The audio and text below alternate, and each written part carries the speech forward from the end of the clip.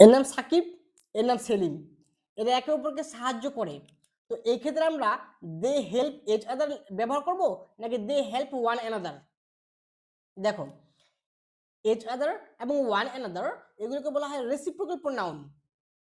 দুজন মানুষ বা দুজন ব্যক্তির মধ্যে কোনো সম্পর্ক বা কোনো কিছু বোঝানো হলে সেই ক্ষেত্রে ইচ আদার ব্যবহার করা হয়। যেমন সেলিম এবং সাকিব একে অপরকে সাহায্য করে, so Salim and Sakib help each other. আর দুজনের থেকে বেশি, 3 জন, 5 জন, 10 জন মানুষের মধ্যে কোনো কিছু বলা হলে বা কোনো সম্পর্ক বোঝানো হলে সেই ক্ষেত্রে ওয়ান অ্যানাদার ব্যবহার করা হয়।